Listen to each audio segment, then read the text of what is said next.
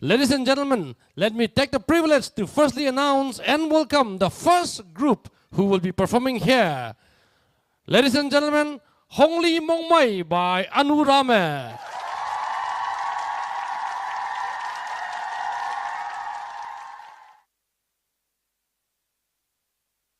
We, the Hong Li Mong Mai members, express gratitude to the organizing committee for giving us this privilege.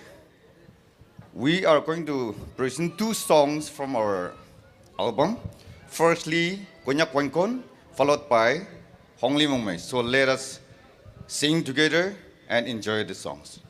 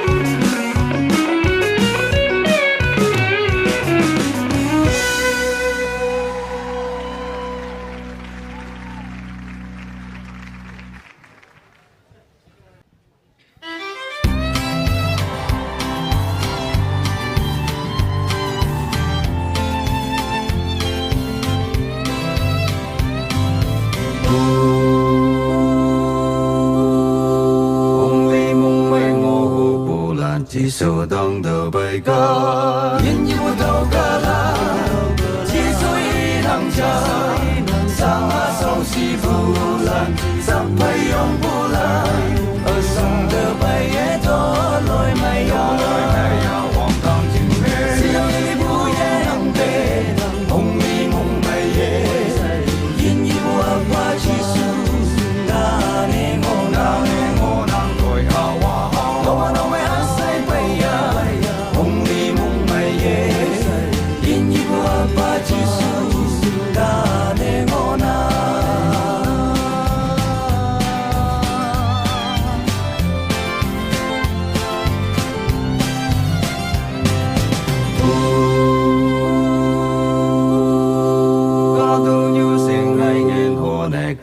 sa mala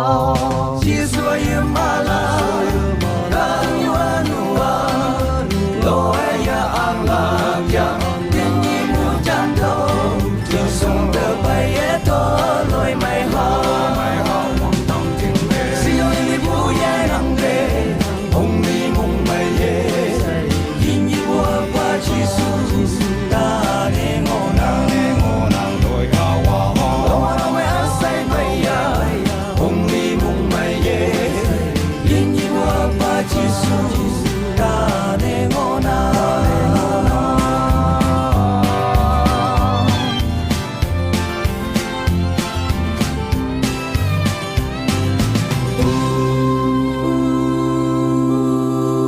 Quảng Nam Trinh Mê Xin lỗi em vũ ye nặng bề Ông đi mong mây ye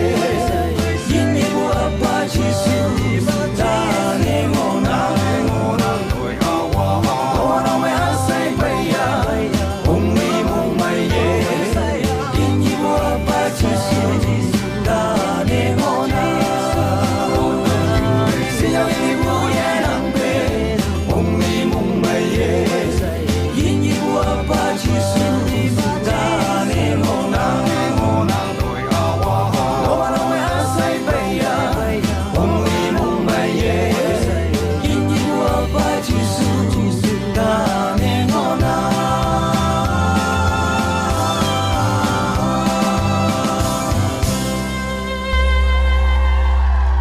Thank you. Ladies and gentlemen,